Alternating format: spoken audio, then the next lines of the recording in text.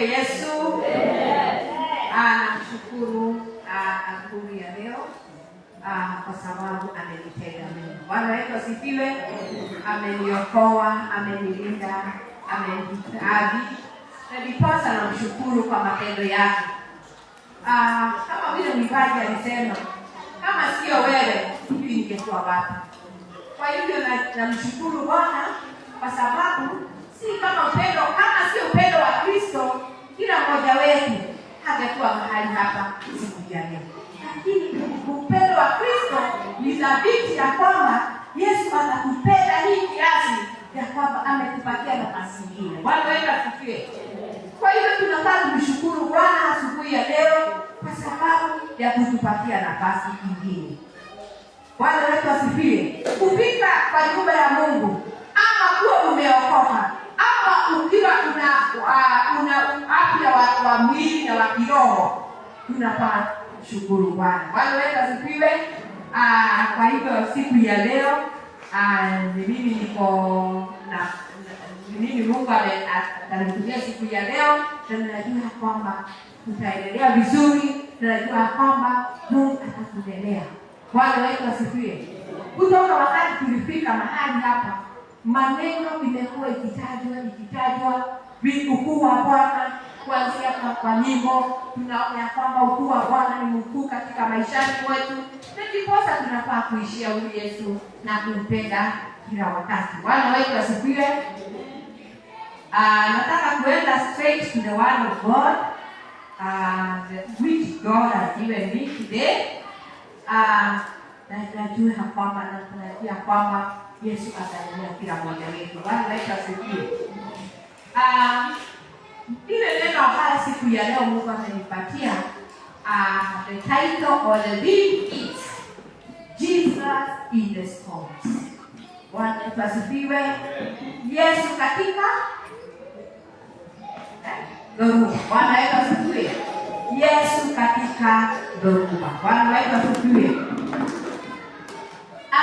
Katika maishani wetu, ama katika wakati tunakaa katika maisha ya Kikristo, kuna dhoruba nyingi ambazo zinakuja katika maishani wetu. Na tunasikia kwamba tumeisha nguvu, hatuwezi. Hata tunasikia siku ya leo ya kwamba kulikuwa na dhoruba fulani. Bwana wetu asifiwe. Hata wakati tumesikia hiyo neno, kama alikuwa ameongea, nikasema kumbe Mungu unatimiza hili neno lako. Bwana wetu asifiwe. Kwa sababu hata katika hiyo maishani alikuwa katika hali hiyo, alikuwa akikosa school fees, hiyo ni dhoruba. Bwana wetu asifiwe. Katika maishani tunakuanga na dhoruba tofauti. Bwana wetu asifiwe. Lakini Yesu katika hiyo dhoruba, yeye atakuwa nani? Bwana wetu asifiwe. Yeye ni nani katika hiyo dhoruba? Bwana wetu asifiwe. Na tutasikia neno katika Mathayo 8 kutoka mstari wa 23 hadi 27. Naomba tusomewe na Kiswahili. Mathayo 8:23 hadi 27.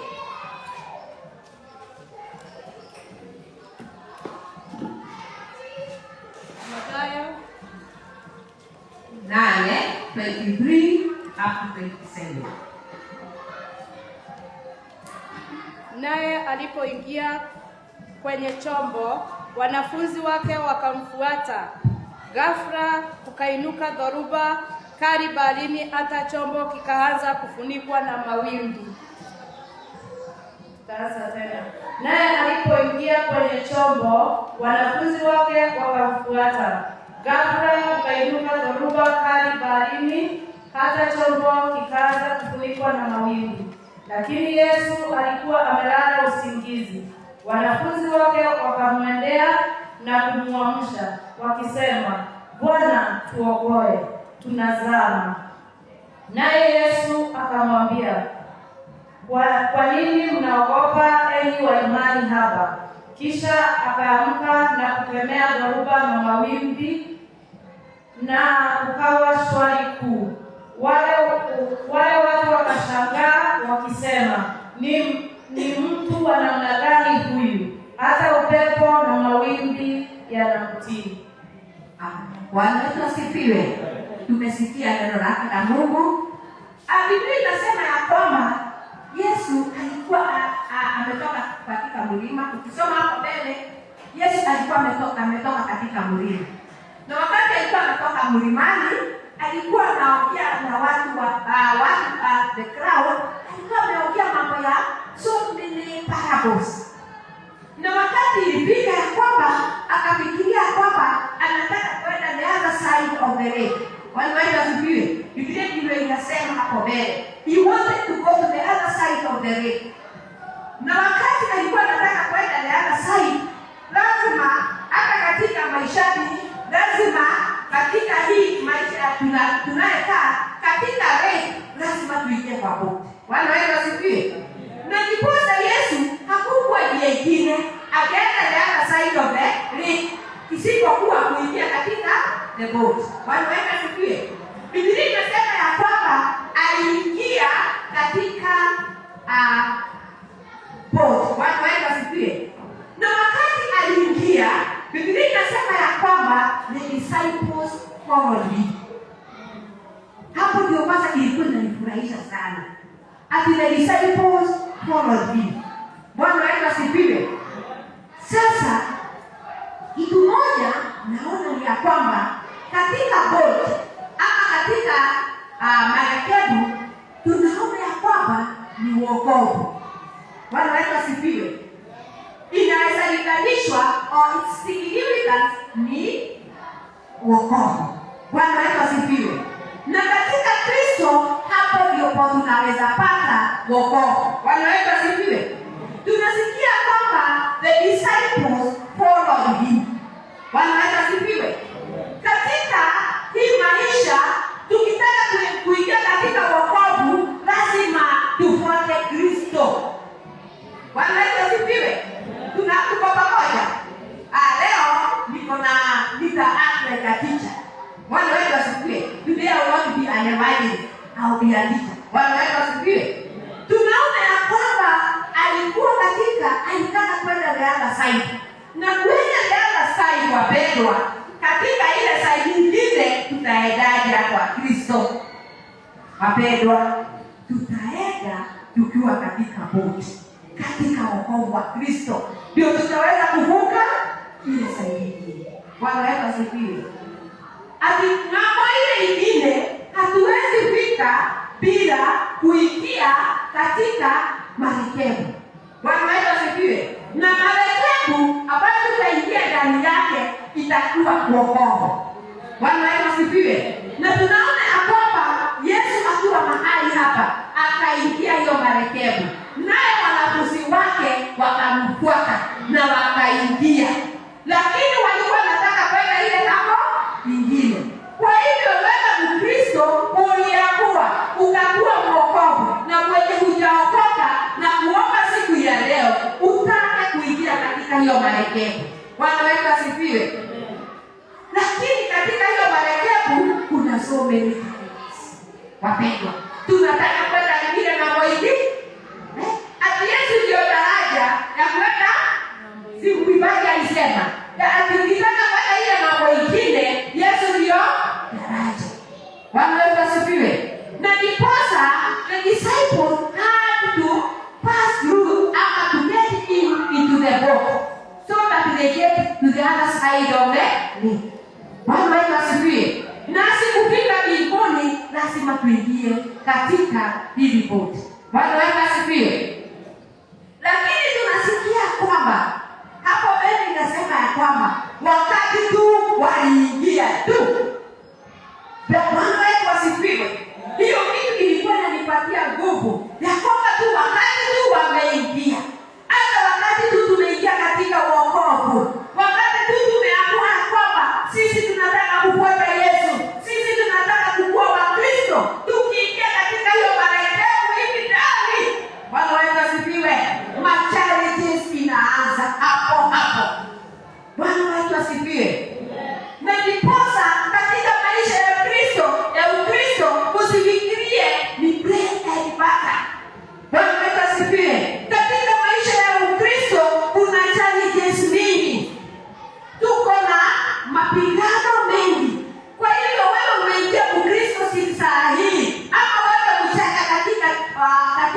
wokovu. Usifikirie katika wokovu ni furaha. Na ndipo Biblia inasema ya kwamba katika hii njia nyembamba. Bwana wetu asifiwe.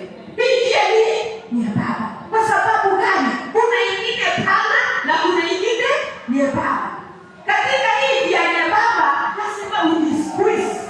Bwana wetu asifiwe. Njia ikiwa nyembamba, hakuna mtu haendani akiwa kwa raha. Bwana wetu asifiwe. Anaenda anajisukuma, mwingine anaenda hata kwingine unaingilia hata kashimo kadogo. Bwana wetu asifiwe. Kwa sababu gani? Hii njia ni nyembamba.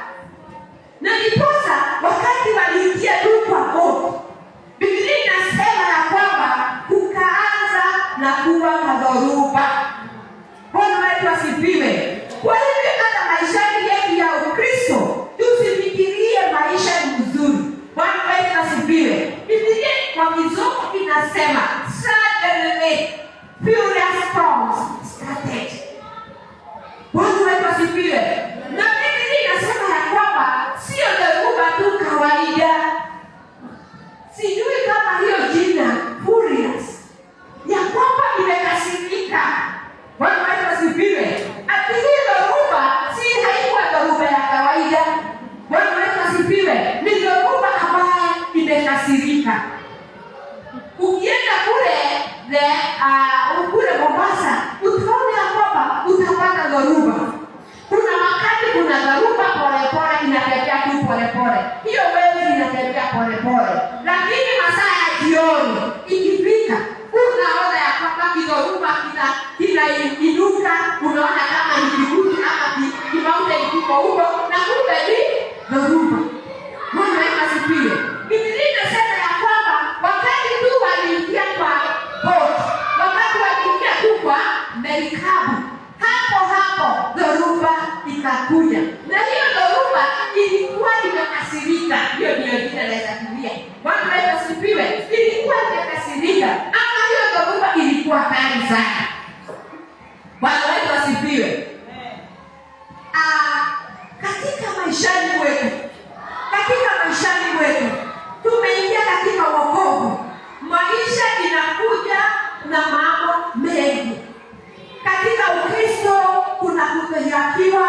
Ukristo kuna kuingia katika maisha ya Ukristo ni maisha ambaye unapata ya kwamba lazima ujikaze. Lazima uamue ya kwamba haya sitaki, hii sitaki, hii nataka. Bwana wetu asifiwe. Na ndiposa katika Ukristo ndio uweze kukaa katika utakatifu, lazima uamue ya kwamba wewe utasimama hivi. Bwana wetu asifiwe. Na ndiposa wakati mwingine tunakuwa tunapata ya kwamba tunapata dhoruba. Kwa nini? Shetani anajua ya kwamba sisi ni wa mbinguni. Bwana wetu asifiwe. Na kwa sababu anajua tunataka kwenda ile mambo ingine, na tunataka tuende mambo ingine ya kupita kwa Yesu, tukiwa watakatifu, tukiwa bora na wengi wake, analeta dhoruba mingi katika maishani.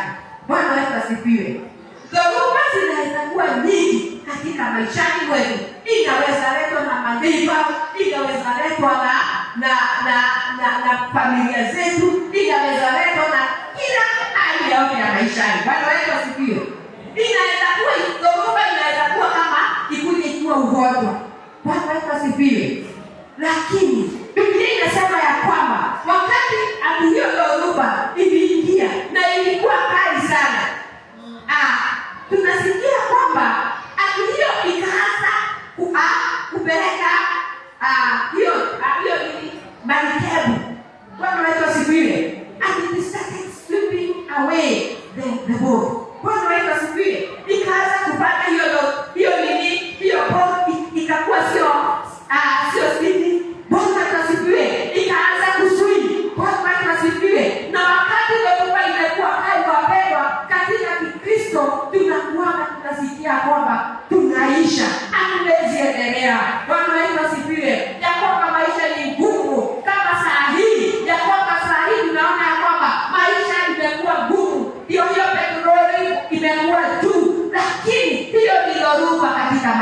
uhai wetu. Bwana wetu asifiwe. Tunasikia kwamba roho zetu zimeisha. Unaanza kukusa nyusati kauti kakiriti. Unaanza kuona ya kwamba ile mshahara ambayo unapata nitawezaje? Hii mambo inakuwa ngumu. Unaangalia, unaanza kuhesabu. Bwana wetu asifiwe. Na wakati tulikuwa tunaiba, wakati yule alikuwa na lini worship, kuna jini alioka hivyo. Ya kwamba tunaanza kuhesabu, tunaona ya kwamba hatuwezi. Bwana wetu asifiwe. Katika hiyo dhoruba, wakati mwingine tunasikia kwamba inataka kutupeleka, tunasikia kwamba hatuwezi simama, hiyo dhoruba inaanza kutubeba, tunasikia kwamba hatuwezi hata kuendelea katika wokovu. Bwana wetu asifiwe. Even when the waves wanted to sweep over the boat, tunasikia ya kwamba Yesu alikuwa amelala. Imagine. Bwana wetu asifiwe. Wakati huo wanafunzi wa Kristo wengi waliingia katika hiyo boat. Imagine, Yesu tu aliingia katika hiyo boat na akalala. Lakini kuna kitu moja ilikuwa inanichallenge. Ya kwamba wakati huyu Yesu aliingia tu kwa boat wakati ilianza kuswim. Imagine Yesu tu analala pale akiwa comfortable, yeye anakoroka tu, labda alikuwa amechoka sana kama vile maishani kwetu tunaweza toka. Bwana wetu asifiwe. Lakini Yesu alikuwa amelala. Hata wakati boat inasikia ya kwamba inataka kuinuliwa ama inataka kuingia kwa maji, Yesu tu alikuwa starehe amelala. Bwana wetu asifiwe. Lakini kuna kitu moja inaonyesha katika maisha. Ati wanafunzi wakaingia kwa Yesu, wakaenda wakamuuliza, wewe Yesu unalala hapa na ni kumalizika tunamalizika. Bwana wetu asifiwe. Ati wao walikuwa naona tu Yesu alikuwa amelala. Na wanalala wakiona ya kwamba wao wanamalizika na Yesu kumbe hapo tu starehe hapa. Bwana wetu asifiwe. Kumbe tungekwambia kama wakati huu tungekwambia ya kwamba wewe Yesu tu nikustareheka hapo, unasereka, unangoroka tu hapo, na sisi tulikumalizika tunamalizika. Na sasa tujiulize swali hii, kama wangemalizika Yesu ndio angebaki? Bwana wetu asifiwe. Lakini wao wanaona ya kwamba wao ndio wanamalizika, lakini Yesu hamaliziki. Bwana wetu asifiwe. Biblia inatuambia kwamba Yesu aliamka. Bwana wetu asifiwe.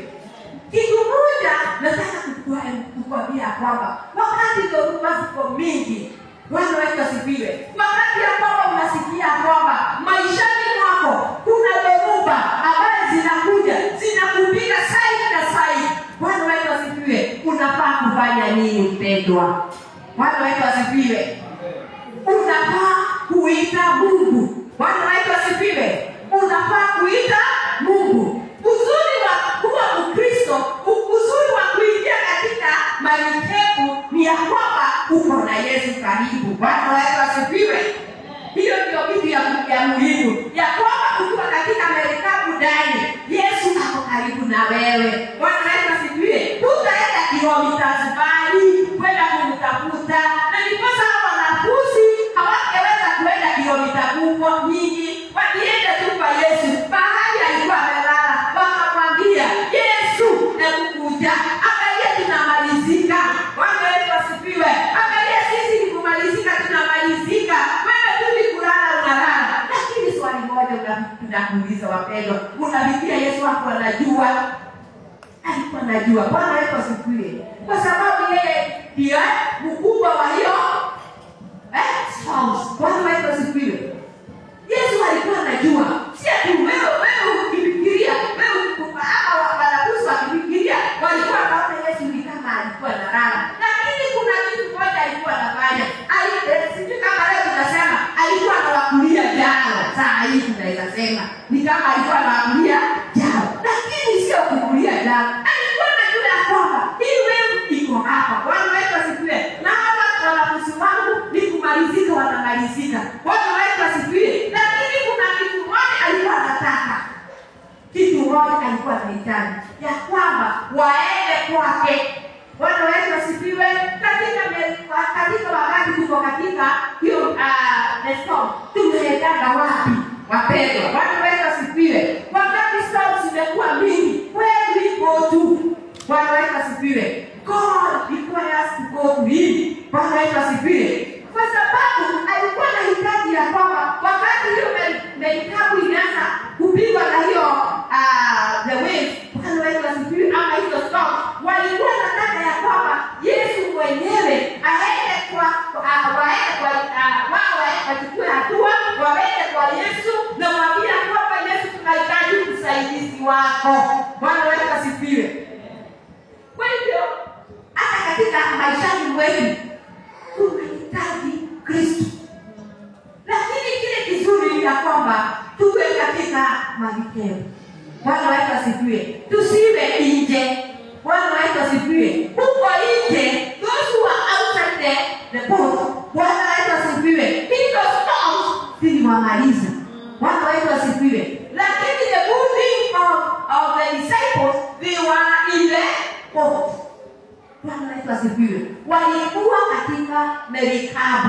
Wapendwa, si tutamani tukae katika marikebu. Bwana wetu asifiwe. Si tukae katika boti ndani. Kwa sababu tukikaa kwa boti ndani, Yesu tu ako karibu. He's within our reach. Bwana wetu asifiwe. Ako karibu tu nasi.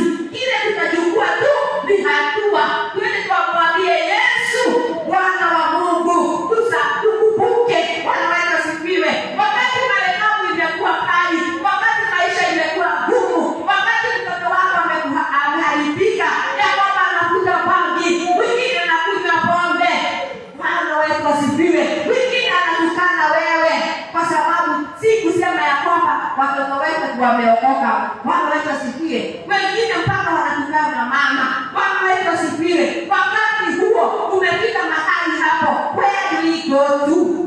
Bwana wetu asifiwe. Bwana wetu asifiwe.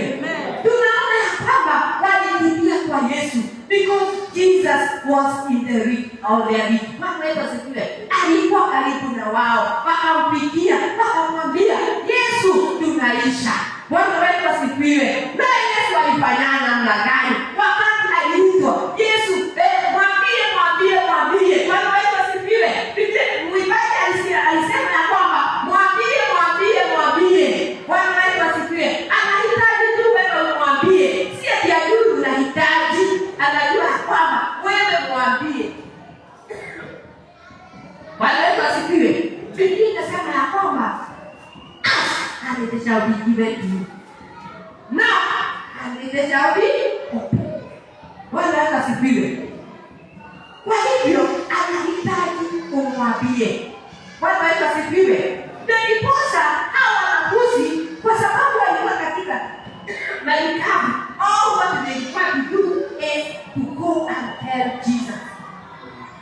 Bwana wetu asifiwe. Kuna kitu moja kinanifurahisha sana. Ni ya kwamba wakati walienda wakaambia Yesu, Yesu aliamuka. Bwana wetu asifiwe. Na wakati tu Yesu aliamuka, alifanya nini? Aliambia hiyo dhoruba, bika. Bwana wetu asifiwe. Tulia. Bwana wetu asifiwe.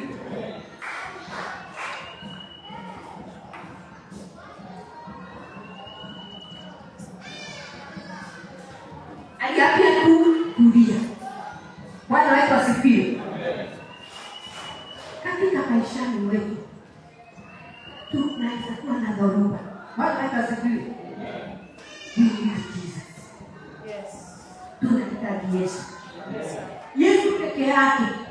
Ndiposa hilo neno linaingia kwamba ati Yesu in the storm. Yesu wako wapi wakati uko katika dhoruba? Yesu ako karibu na wewe wakati huu. Bwana wetu asifiwe. Wakati dhoruba imekuwa kali, wakati hizo waves zinainuka zikienda chini, wakati tunaonekana ya kwamba tutaisha.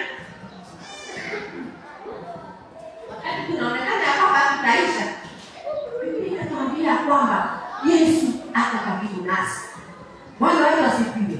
Ndio wakati ako karibu nasi, all what is required of us is to tell Jesus.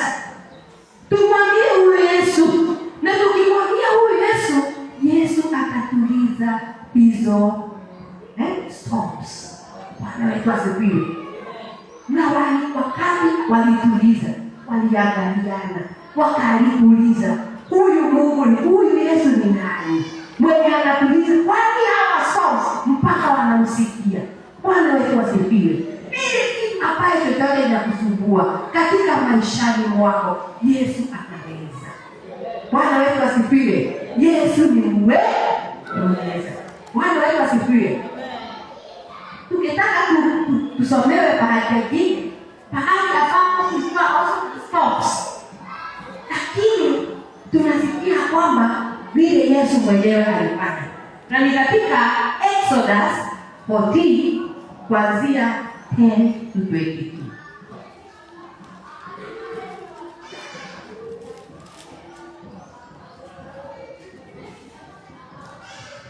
Toka 14 Exodus 10, 14, 10 to 12. 22, sorry, 10 to 22. Exodus. Kutoka 14, 10 to 22. Walipokaribia Waisraeli wakainua macho yao, wakaona Wamisri wakija nyuma yao. Wakashikwa na hofu, wakamlilia Bwana. Wakamwambia Musa, je, ni kwamba hakukuweko makaburi huko Misri hata umetuleta huku jangwani? Umetufanyia nini kutoka Misri? Hatukukuambia tulipokuwa huko Misri tuache tuwatumikie wa Misri? Ingekuwa vyema zaidi kwetu kuwatumikia wa Misri kuliko kufa jangwani. Musa akawajibu Waisraeli, msiogope, simameni imara, nanyi mtauona wokovu wa Bwana atakapowatia leo. Hao wa Misri mnaona leo, kamwe hamtawaona tena. Bwana atawapigania ninyi, nanyi mtatakiwa kutulia tu. Ndipo Bwana akamwambia Musa, kwa nini wewe unanililia? Waambie Waisraeli waendelee mbele. Inua fimbo yako na unyooshe mkono wako juu ya bahari ili kuyagawanya mali, hivyo kwamba Waisraeli wapate kupita mahali pakavu baharini. Nitaifanya mioyo ya Wamisri kuwa migumu kusudi waingie baharini wakiwafuatia. Nami nitajipatia utukufu kupitia Farao pamoja na jeshi lake lote, kupitia magari yake na vita na wapanda farasi wake. Nao Wamisri watajua kwamba mimi ndimi Bwana nitakapojipatia utukufu kupitia Farao, magari yake na vita na wapanda farasi wake. Ndipo malaika wa Mungu aliyekuwa akisafiri mbele ya jeshi la Israeli akaondoka akakaa nyuma yao. Pia ile nguzo ya wingu ikaondoka hapo mbele yao na kusimama nyuma. Ikakaa kati ya majeshi ya Misri na Israeli. Usiku kucha wingu likaleta giza upande mmoja na nuru kwa upande mwingine. Kwa hiyo hakuna aliyemkaribia mwenzake usiku kucha. Ndipo Musa akanyosha mkono wake juu ya bahari, naye Bwana akayasukuma maji ya bahari nyuma kwa upepo mkali wa mashariki usiku ule wote, na kukafanyika nchi kavu. Maji yakagawanyika, nao Waisraeli wakapita baharini mahali pakavu, maji yakiwa ukuta upande wao wa kuume na upande wao wa kushoto. Bwana wetu asifiwe. Bwana wetu asifiwe. Tunasikia hiyo story, umesikia vizuri. Ni ya kwamba wakati wana wa Israeli walikuwa wanavuka mto wa Red Sea. Bwana wetu asifiwe. Red Sea. Bwana wetu asifiwe.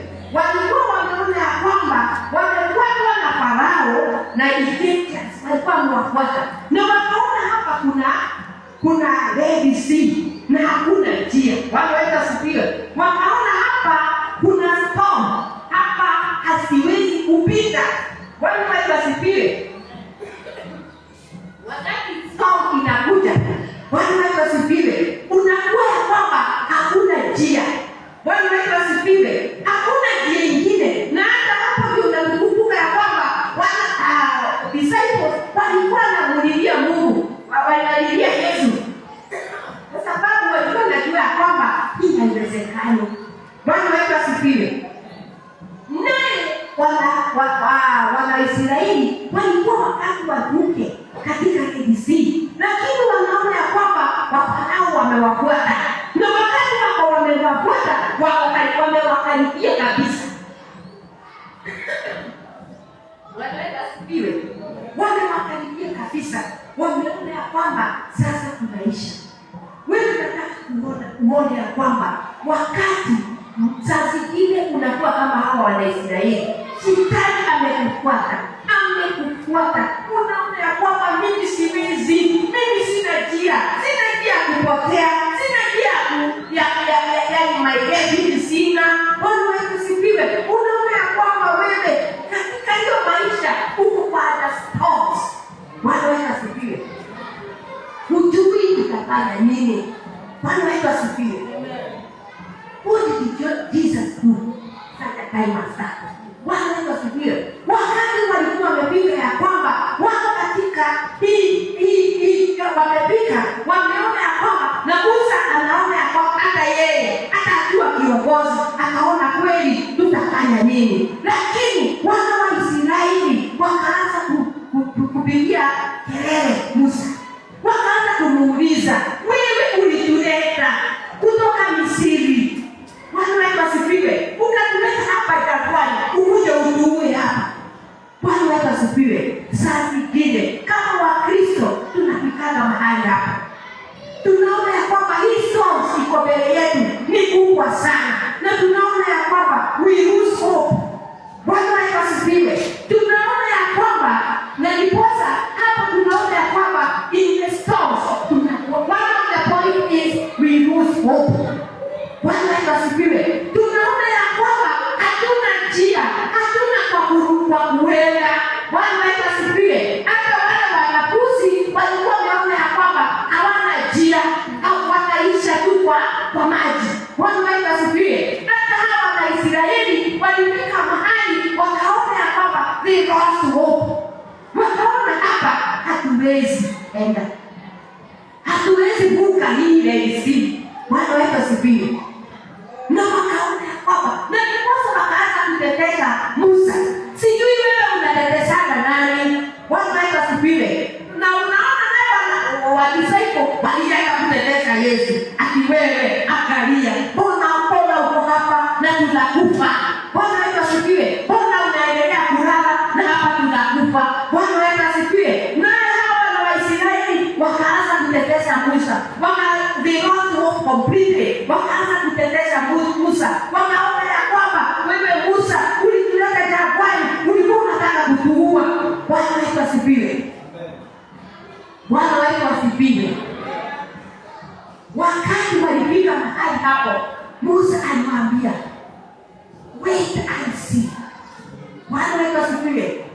Naye wakati huo Musa alikuwa anaintercede. Bwana wetu asifiwe. Kama vile Yesu mwenyewe naye wakati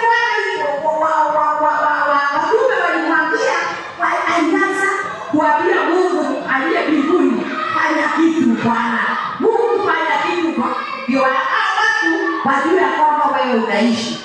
Bwana wetu asifiwe. Naye Musa kama mfano wa Kristo alikuwa mahali pale, hajui kile atafanya, lakini alimuita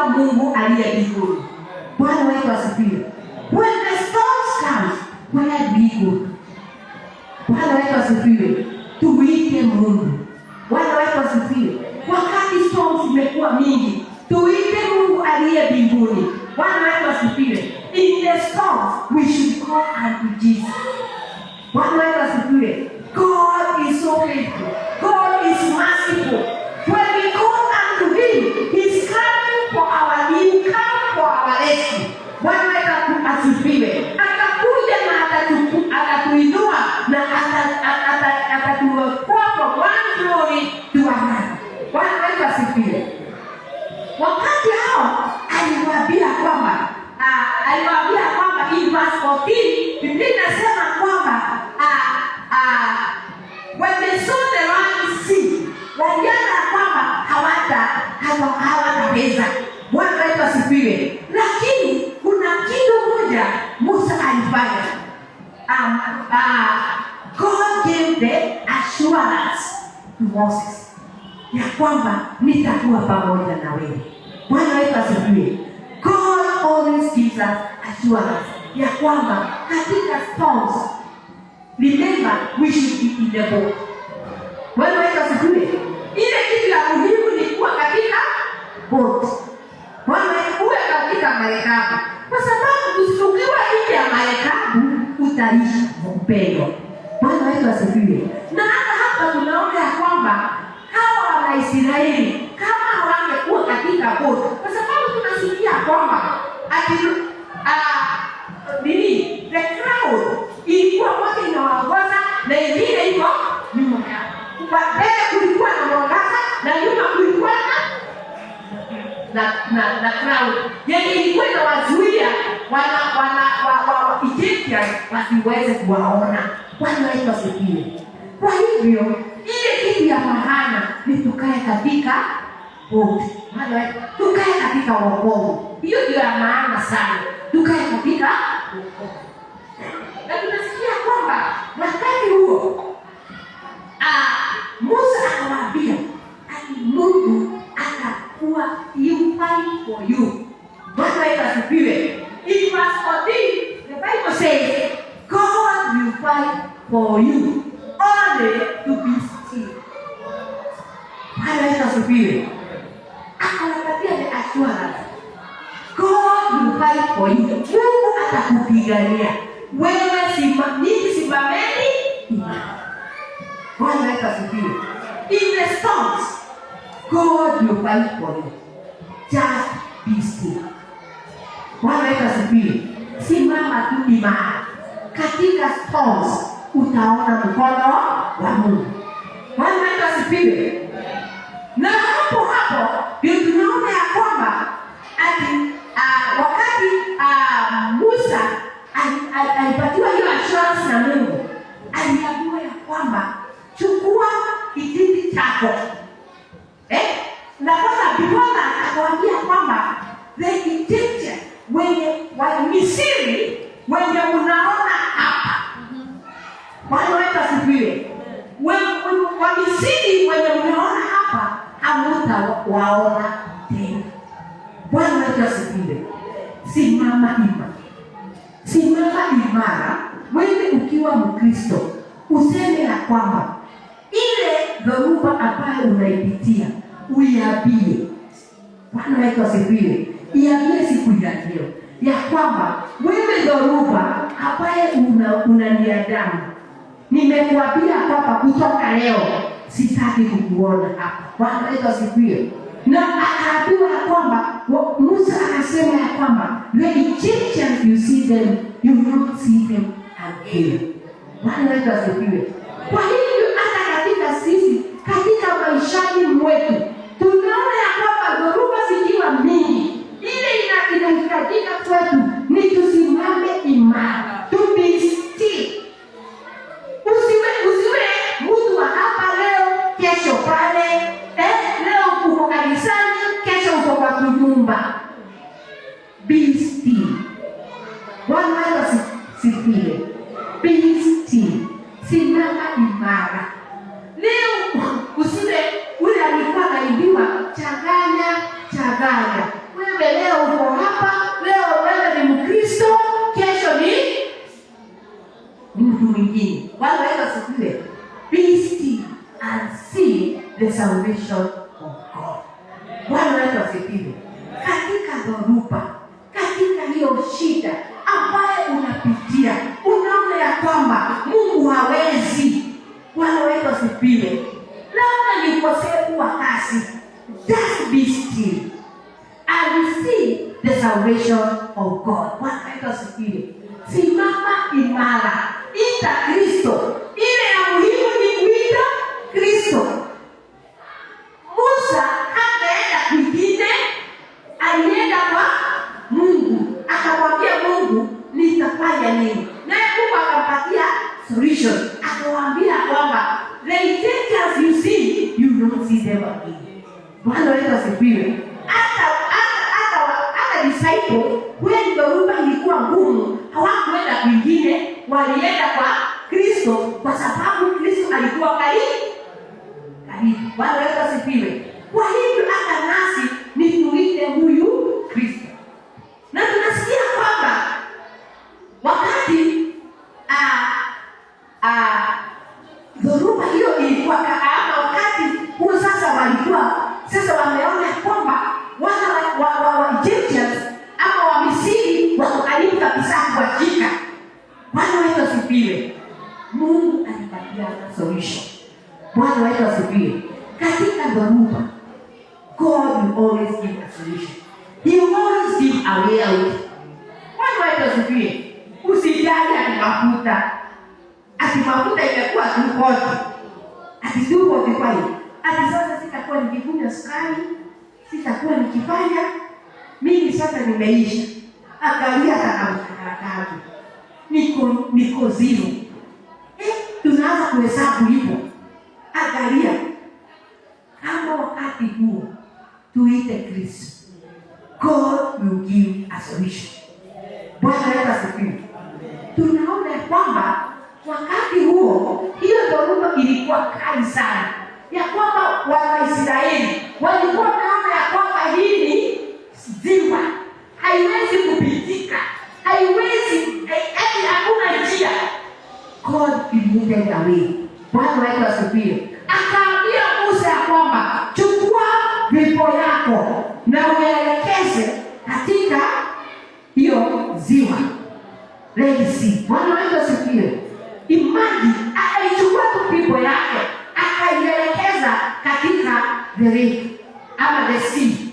Bwana wetu asifiwe. Na Biblia inasema ya kwamba wakati alichukua tu hiyo fimbo akaielekeza katika hiyo Red Sea, tunasikia kwamba God gave alisplit hiyo maji ikakuwa mara mbili. Bwana wetu asifiwe. Whatever you are going through, siambie Mungu, create a way for me. Bwana, tengeneza njia. Kama sina hili, sina lingine, watoto wangu wameharibika, sina kazi, sina uwezo, Mungu tengeneza njia. Amini Mungu. Na ukiamini Mungu, Mungu atatengeneza njia na storms zitakuwa calmed down. Bwana wetu asifiwe. Tunasikia kwamba Mungu alitengeneza njia. Bwana wetu asifiwe. Na wakati alitengeneza njia, hiyo maji yenye kulingana na sayansi haiwezekani.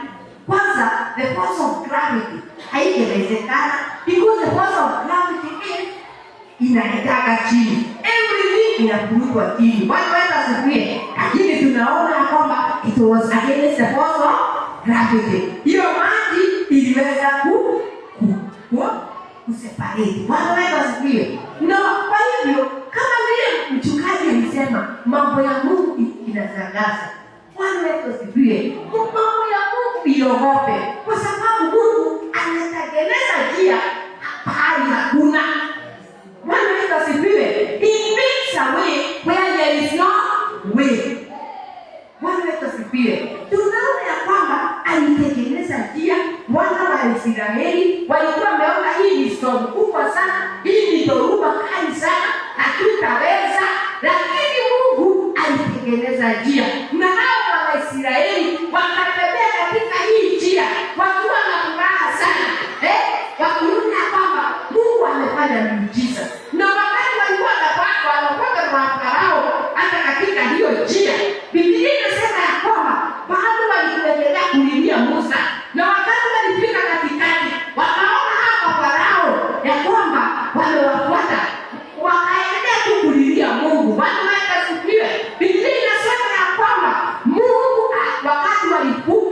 saidi nyingine. Bwana wetu asifiwe. Wakati aliomaliona, wakati Mungu aliarau ya kwamba wote wavuke ile saidi nyingine ya Red Sea, na wakati walivuka, Mungu akirudisha hiyo maji. Bwana wetu asifiwe. Hao wote all the Egyptians and their soldiers wote wakarudishiwa na maji huko ndani. Bwana wetu asifiwe. Ni nani ambaye tunaogopa kama sio huyo Mungu anaweza tenda hiyo? Bwana wetu asifiwe. Sisi tumwamini Mungu katika dhoruba zote. Tumwambia kwamba you make a way where there is no way. Bwana wetu asifiwe. Na utatengeneza njia, na hapo utarudi ya kwamba utahaibisha waadui wetu, kwa sababu alihaibia Farao, alihaibisha Farao wakati alikuwa ameanza saidi, aliona watu wote wake wakirudishiwa na maji. Bwana wetu asifiwe. Na wakaisha wote wivina. Bwana wetu asifiwe. Sisi tumwamini Mungu katika dhoruba, katika maishani mwetu ile tunapitia, hata katika kazi. Najua kuna challenges hata kazini. Mwingine unaona ya kwamba kuna mwingine anakukulia chini. Bwana wetu asifiwe. Kazini kuna mwingine unaona ya kwamba anakukulia chini ndio akilisi ukutwe aendelee kufanya kazi. Katika hiyo dhoruba usijitetee mwenyewe. Bwana wetu asifiwe. Ita Yesu na Yesu atakutetea. Mungu awabariki.